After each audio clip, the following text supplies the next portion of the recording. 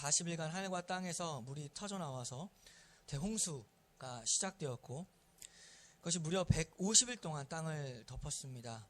그리고 이제 8장에서는 노아와 그의 가족과 동물들이 방주에 나오는 사건입니다. 이러한 모든 과정이 노아의 입장에서는 결코 쉬운 일이 아니었습니다. 그것은 육체적으로나 또한 정신적으로나 갇혀 있는 거죠. 살았긴 했지만 그 방주 안에 갇혀 있는 거였습니다. 그것은 정신적으로나 고된 일이었습니다. 그 모든 시간들 속에서 한 가지 은혜의 단어가 나오는데, 그것은 하나님이 그 노아를 기억하셨다라는 사실입니다. 하나님은 노아를 언제나 기억하셨다. 창세기 오늘 8장 1절에 보면은 하나님이 노아와 그와 함께 방주에 있는 모든 들짐승과 가축을 기억하사 하나님이 바람을 땅 위에 불게 하심에 물이 줄어들었다. 여기서 기억한다는 것은 까먹었다는 정도의 그런 가벼운 뜻은 아닙니다. 모를 리가 없죠. 당연히 알고 있지만 기억한다라고 굳이 이렇게 특별하게 쓴 성경의 이유가 있는 것은 하나님께서 노아의 존재를 기억하고 또한 노아에게 말했던, 약속했던 그 사실, 내가 너를 살리겠다, 너와 함께 하겠다, 그 약속을 기억하는 것입니다. 왜냐하면 그는 창세기 6장의 표현대로 그러나 노아는 여호와께 은혜를 입었더라. 노아를 기억한 것은 여호와께서 은혜를 입은 그 노아였기 때문입니다. 우리가 모든 것이 은혜다, 은혜로 살아간다라고 고백하는 것,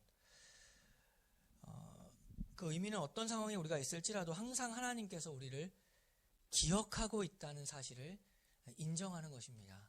그것이 은혜로 살아가는 것입니다.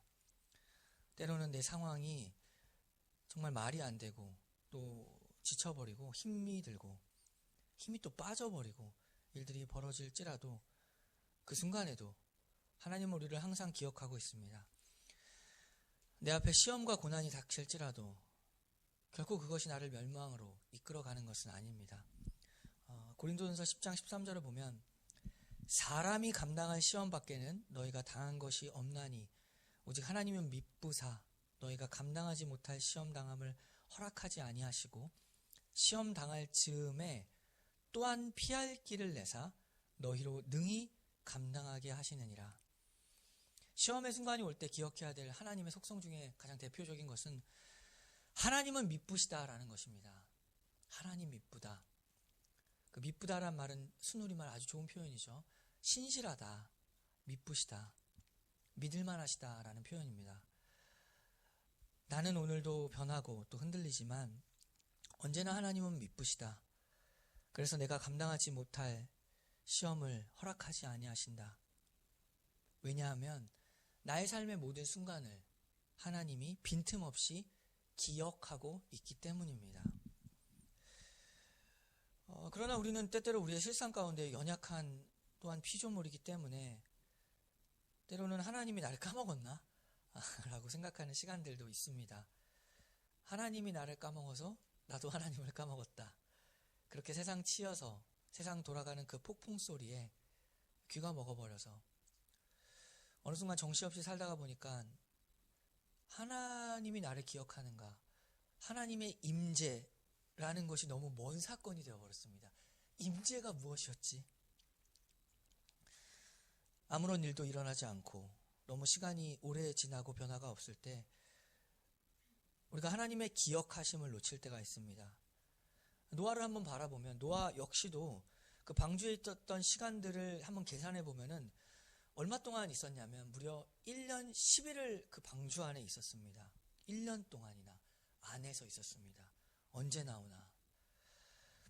창세기 8장 13절을 보면 물이 마른 것을 노아는 봤습니다. 언제 봤냐면 601년 첫째 달 곧 그 달 초하룻 날에 땅 위에서 물이 거친지라 노아가 방주 뚜껑을 제치고 본즉 지면에서 물이 거쳤더라. 그러니까 첫째 달 초하룻 날에 물이 거쳤죠. 1월 1일입니다. 첫째 달 초하룻 날은 1월 1일. 노아는 그때 지면에서 그 방주 뚜껑 열어보니까 물이 거친 거 보았습니다. 그럼 오랫동안 그 방주 안에 있었을 텐데 얼마나 답답했겠습니까? 당장이라도 뛰쳐나가고 싶었을 것입니다. 물이 거친 것을 보았으니까. 그런데 노아가 언제 나가냐면은 창세기 8장 14절에 보면 둘째 달 21의 날에 땅이 말랐더라. 하나님이 노아에게 말씀하여 이르시되 그때 나가라고 합니다. 그때가 언제냐면 둘째 달 21의 날. 그러니까 노아가 그의 가족들이 밖으로 나온 날은 1월 1일 날 물이 다 거친 것을 노아는 알았습니다. 근데 나온 날은 2월 27일 날 나옵니다. 그러니까 비가 그친 것을 알면서도 지금 2달 넘게 방주 안에 있었습니다. 이미 까마귀 보내서 비둘기 보내서 밖에 마른 땅이 있었다는 것을 알고 있었습니다. 노아 입장에서는 어땠을까요? 아니 밖이 다 말랐는데 왜 도대체 못 나가는 건가? 혹시 하나님 나를 까먹으셨나? 일단은 살리긴 해주셨는데 그러면 그것으로 끝인가? 알아서 살라는 말인가? 다음 계획이 없으신가? 언제까지 기다리란 말인가? 땅이 이미 말랐는데. 우리 삶에서도 마찬가지죠. 하나님이 나를 구원하신 것, 그 사실인 것 틀림없다는 것을 알고 있습니다. 그러나 그 이후의 삶에 대해서는 주께서 어떤 계획이 있으신가? 이렇게 살다 그냥 가는 건가? 그래 예수 믿고 천당 가는 것 이게 정말 끝인가? 라고 생각하는 시간들이 있습니다.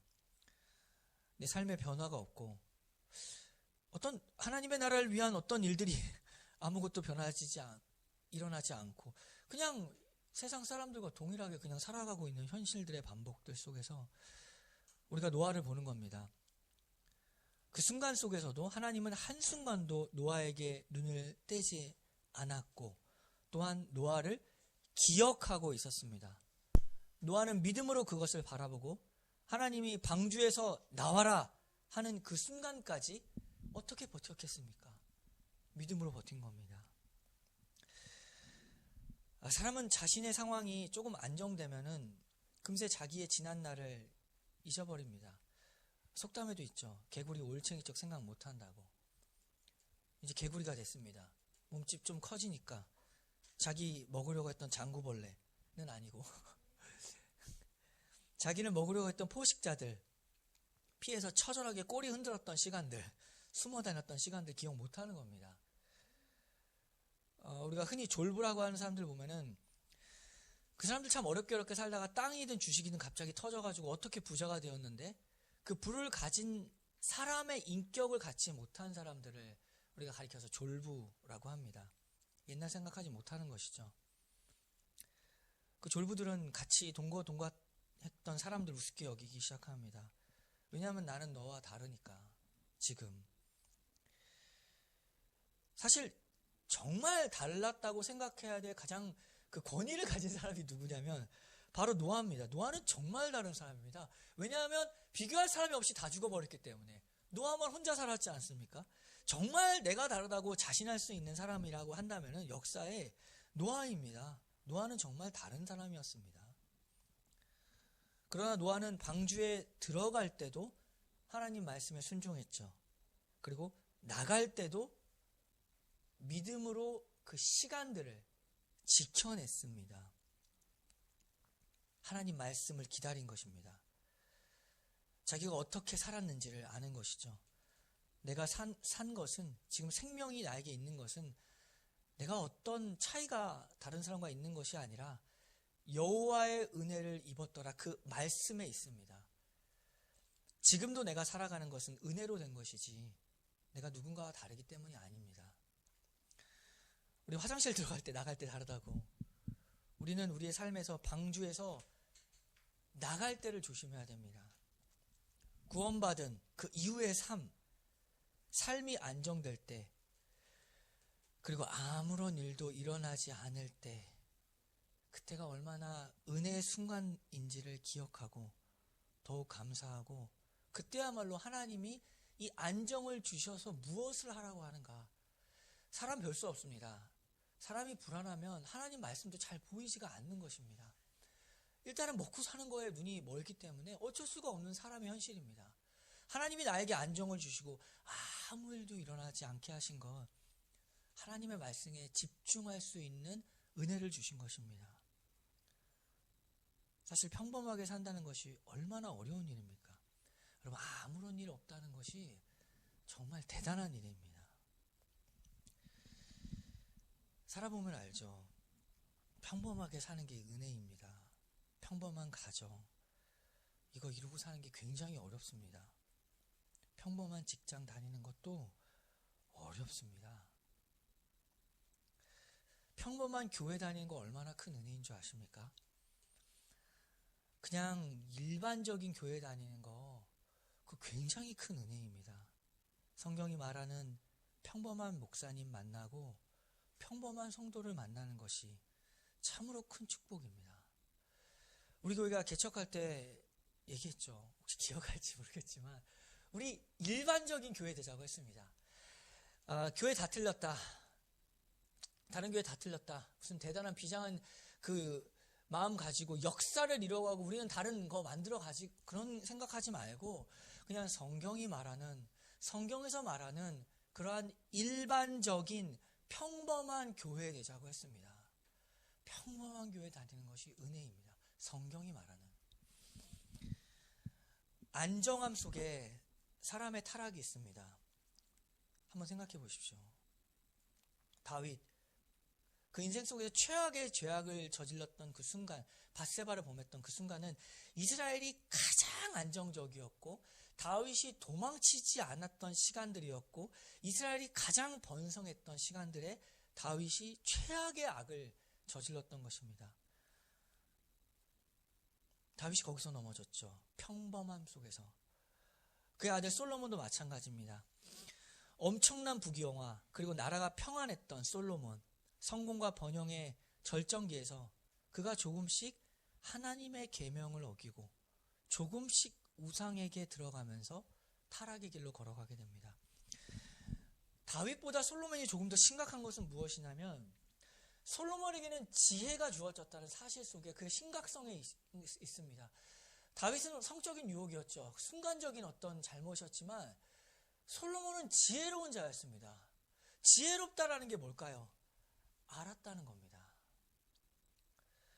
몰라서 그런 게 아니라 하나님은 그에게 이미 말씀하셨고 솔로몬 역시도 이미 알고 있었던데 넘어갔다는 것에 문제가 있습니다.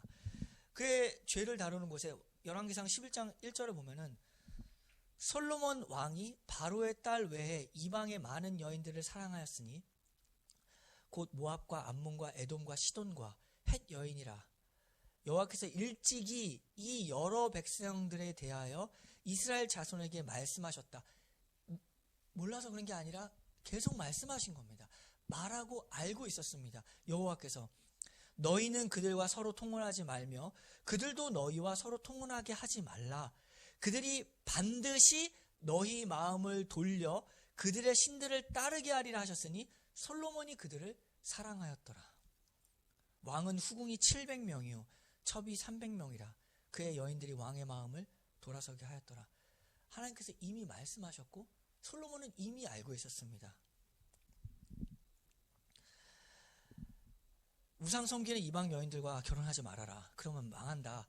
너도 망하고 나라도 망한다. 이미 말씀하셨죠. 솔로몬은 지혜로운 사람이라서 하나님의 말씀을 어기면 어떻게 되는지 너무나 잘 알고 있었던 솔로몬이었습니다. 그런데 솔로몬이 어떻게 됐죠? 그 이후에 열왕기상 11장 9절을 보면 솔로몬이 마음을 돌려 이스라엘의 하나님 여호와를 떠남으로 여호와께서 그에게 진노하시느니라. 여호와께서 일찍이 2번이나 그에게 나타나시고 이 일에 대하여 명령하사 다른 신을 따르지 말라 하셨으나 그가 여호와의 명령을 지키지 않았으므로 여호와께서 솔로몬에게 말씀하시되 내게 이러한 일이 있었고 또 내가 내 언약과 내게 명령한 법도를 지키지 아니하였으니 내가 반드시 이 나라를 내게서 빼앗아 내 신하에게 주리라. 2번이나 직접 나타나서 말씀하셨고 솔로몬도 알고 있었습니다. 지혜가 있었다고요. 문제는 솔로몬이 하나님의 말씀에 대해서 이론적으로 다 알고 있었다는 사실입니다. 그러나 자기가 누리는 그 안정과 평범함에 너무 취해서 말씀을 알아도 실천할 능력이 없었습니다. 생각하면 솔로몬은 아버지 다윗, 일들을 알고 있었고 자기가 어떻게 태어났는지 어머니한테 들었습니다. 가정적으로 다윗의 죄로 해서 어떠한 일들이 벌어졌는지 너무나 잘 알고 있었죠. 압살롬의 반역도 그가 알고 있었습니다. 하나님의 은혜로 솔로몬이 성공하고 하나님의 은혜로 솔로몬이 왕이 되고 안정적인 국가를 이룬 솔로몬은 더욱더 하나님 의지했어야 됐죠. 그런데 어떻게 하냐면 세상 왕들, 그 지혜를 가지고 세상 왕들과 똑같은 방식, 똑같이 인간적인 방법으로 왕권을 유지하기 위해서 이웃 나라의 여자들과 결혼한 겁니다. 그럼 침략하지 못하니까, 여자가 볼모로 잡혀 있으니까 그렇게 안정을 유지한 겁니다. 자기 삶의 안정을 세상과 동일한 방식으로 유지한 것입니다. 우리가 기억해야 될 것은 솔로몬이 처음부터 우상 숭배를 한 것이 아닙니다. 그는 세상 모두가 인정할 만큼 지혜롭고 힘이 있고 그렇기 때문에 자기가 이 모든 것들을 다 컨트롤할 수 있다고 생각했습니다. 그러니까 어느 정도까지는 하지만 내가 지혜롭기 때문에 그 선을 넘어가지 않을 것이다. 나는 그렇게 조절할 수 있는 사람이다. 지혜로운 사람이다. 그러나 완전한 오산이었죠. 우리가 성경을 통해서 아는 것이 무엇입니까? 사람은 그냥 사람입니다. 세월이 지나면 사람도 변합니다.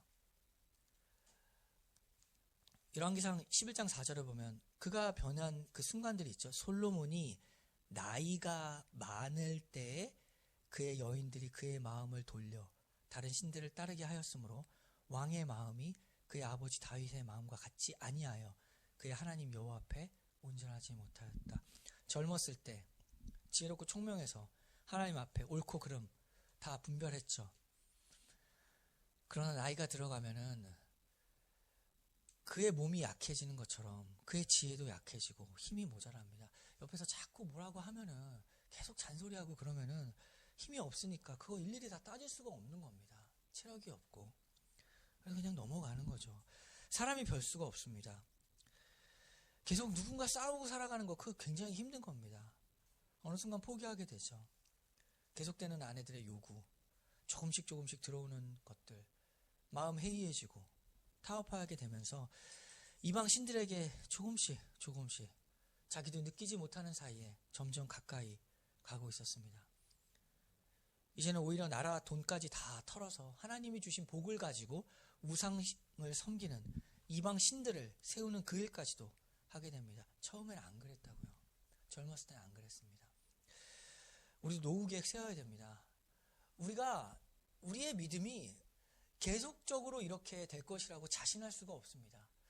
지금 젊었을 때 지금 이제 이걸 느끼는데 안경을 쓰면 이 조그만 글자가 안 보이기 시작합니다. 계획을 세워야 되죠. 젊었을 때 많이 알아야 됩니다. 지식을. 하나님 말씀에 대해서. 왜 그런 계획은 안 세웁니까? 어떻게 될지 어떻게 합니까? 우리도 하나님의 말씀이 그냥 평범해질 때가 있습니다. 지금은 이렇게 보죠. 근데 세월이 지나면 힘이 없고 말씀 보는 것도 힘듭니다. 지금 계획을 세워놔야 됩니다. 많이 알아둬야 됩니다. 하나님 말씀 많이 보고 많이 알아두고 더 많이 내 머릿속에 집어넣어서 하나님이 누구신지를 알을 계획을 세워야 됩니다. 노후 계획 세워야 됩니다. 하나님에 대한 지식. 내가 언제까지고 이거를 다 쳐다보고 있을 그 순간이 안 올 수 있습니다. 체력 있을 때 많이 알고 체력 있을 때 많이 기도하고 나를 자꾸만 하나님으로 묶어가야 됩니다. 그 계획부터 먼저 세워야 됩니다. 어떻게 내가 먹고 살아갈 것인가 그 계획보다 하나님에 대한 영적 계획 두렵지 않으십니까? 솔로몬이 지혜로웠다니까요. 근데 변해버렸습니다. 우리는 어떻게 자신합니까? 우리 지금 하나님 아는 것만큼 나중에 하나님 알 수 있을 것이라고 자신합니까? 많이 알아둬야 됩니다. 많이 보고 많이 깨달아야 됩니다. 그래서 애를 써야 됩니다. 우리 스스로의 능력을 과신해서는 참으로 곤란합니다.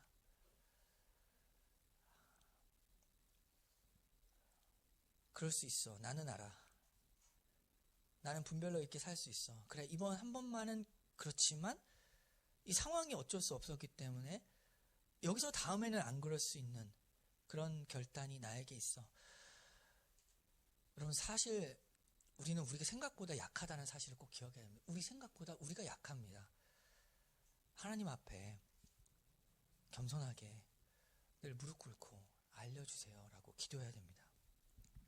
사람은 사람이고 하나님은 하나님이십니다. 세월이 지나면 사람도 변합니다. 영원한 존재가 아닙니다. 하나님이 보호해 주시지 않으면 제 아무리 거룩한 사람일지라도 한순간에 타락할 수 있습니다. 사람 사람이고 하나님 하나님이다. 이 말씀을 꼭 기억하길 바랍니다. 시편 103편 15절이죠. 인생은 그날이 풀과 같으며 그 영화가 들의 꽃과 같도다. 그것은 바람이 지나가면 없어지나니 그 있던 자리도 다시 알지 못하거니와 여호와의 인자하심은 자기를 경외하는 자에게 영원부터 영원까지 이르며 그의 의는 자손의 자손에게 이르니니 곧 그의 언약을 지키고 그의 법도를 기억하여 행하는 자에게로다. 하나님의 특별한 은혜를 받았던 그 가장 지혜로웠던 인류 역사상 그 사람만큼 지혜로운 사람이 없었던 솔로몬마저 타락했습니다. 눈에 보이는 안정과 평범함, 그 순간 속에서 하나님의 말씀을 소홀히 할 때 어느 누구도 죄에서 벗어날 수가 없습니다.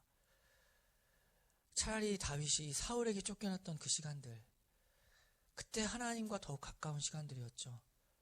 다윗은 느끼지 못했겠지만 하나님은 느끼고 있었습니다.